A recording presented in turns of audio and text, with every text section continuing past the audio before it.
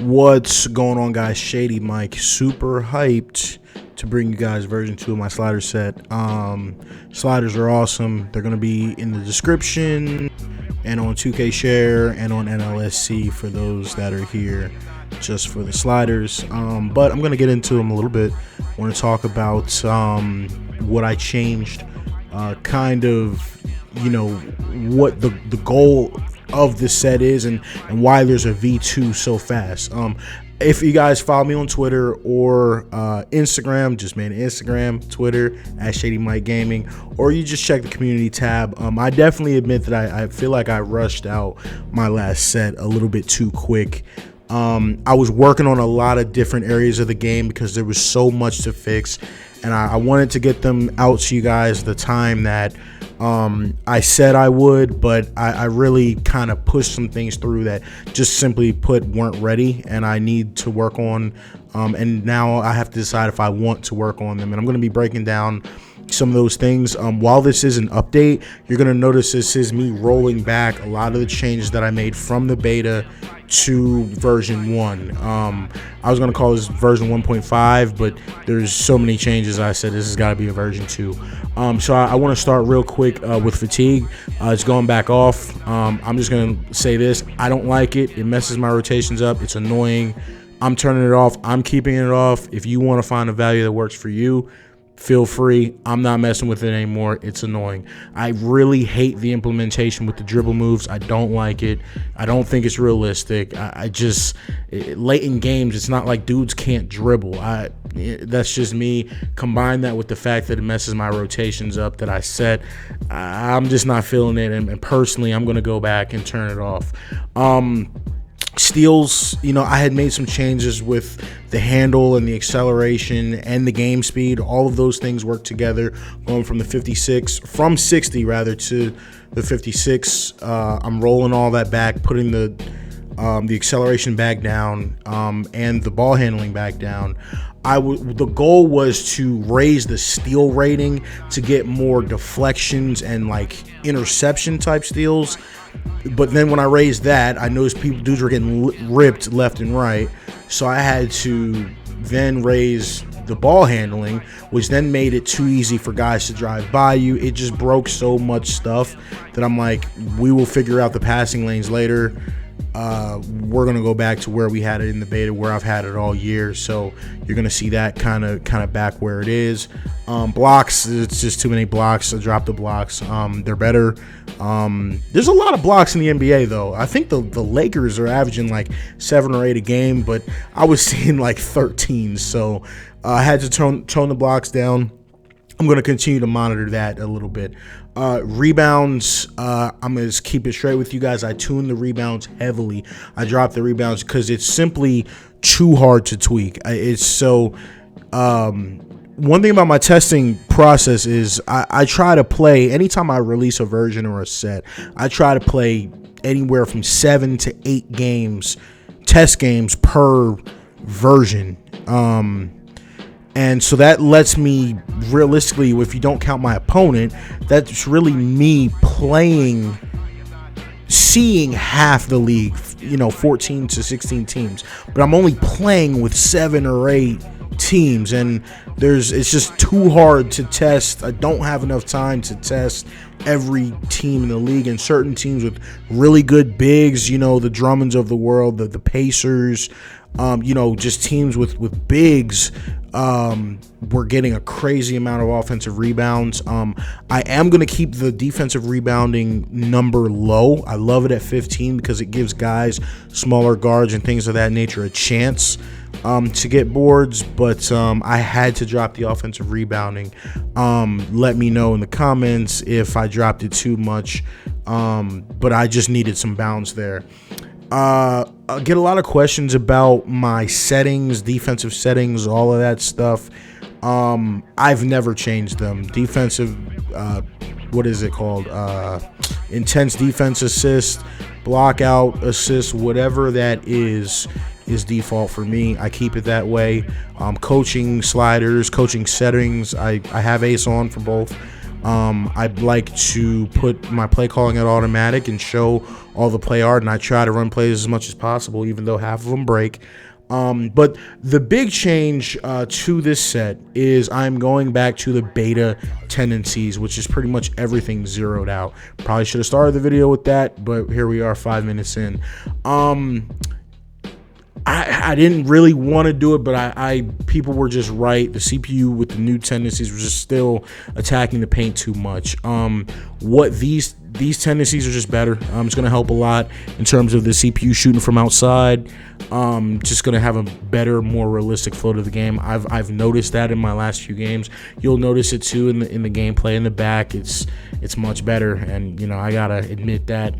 Just looking at some of my old footage, I'm like, don't feel like these changes made the impact that I wanted them to make. And then I want to end off really quick. I get a lot of questions about, hey, Shady, did you try your sliders with so-and-so's movement sliders? And trying to say this as politely as possible, this is kind of why I don't collab with other people. Because I have just found at this point in time, guys don't know what they're doing, and I don't mean that in a rude way, but it's just, I said that wrong. I shouldn't have said it like that. Not that guys don't know what they're doing, but it's just guys don't have the same goal that I have, and that's why I don't collab with other slider makers, because the goal is just different. And I talked about that a lot in my last video.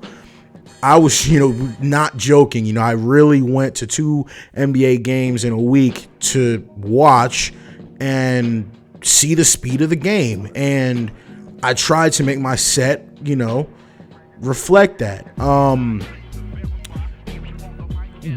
Like I said on Twitter, the 2 things I noticed when I went to games and when I started watching more basketball is, one, don't let the meat fool you. Is like they're taking a crap ton of mid-range jumpers in the league.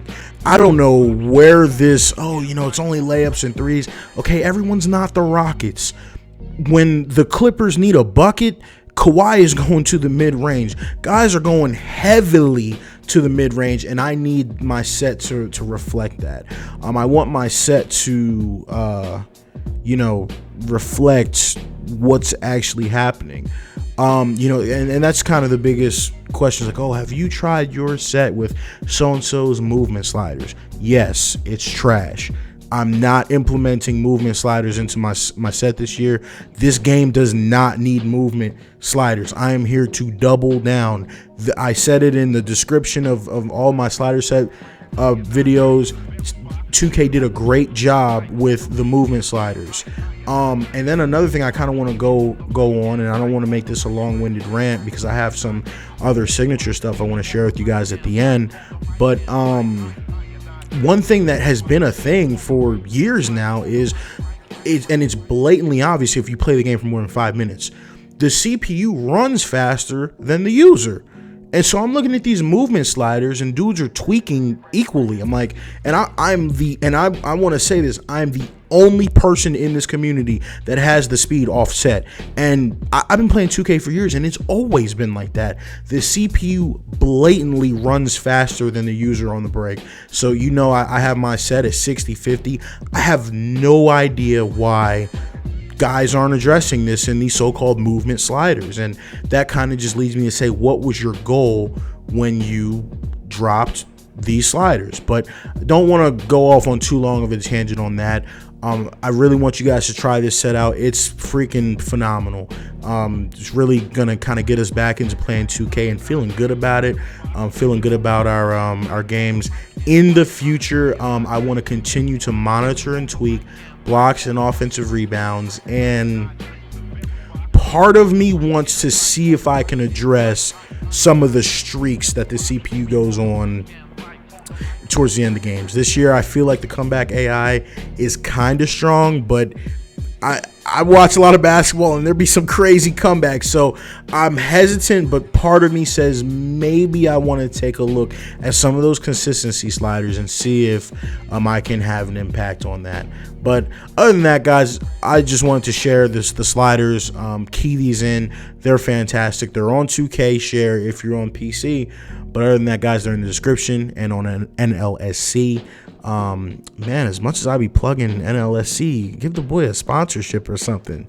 Other than that, guys, I'm out of here. Peace. Threes. And to leave today's video off, guys, I want to share with you guys a quick signature shot for all my offline players, for everybody that likes to have realism. Today we're going to be taking a look at Kemba Walker. I wanted to make a quick change.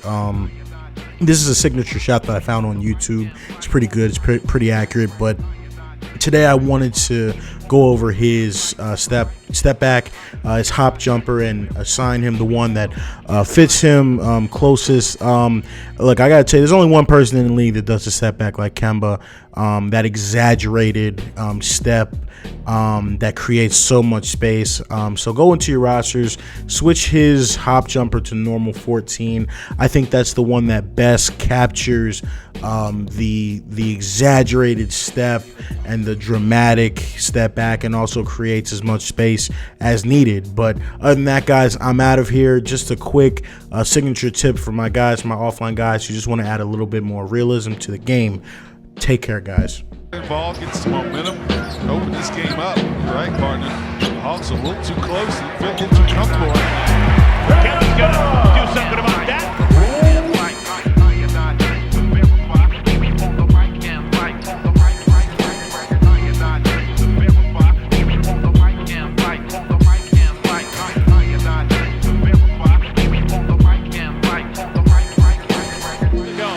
McDaniel on the screen. Walker with 7. Got a mismatch. Walker on McGee with 4. Kemba Walker. Step back. Walker. Cardiac. Kemba does it again. UConn wins at the buzzer. And the execution by this little guy who's been amazing all year. No question, he got it off. No reason to go to the monitor. It was clear and left his hand with about a second to go. So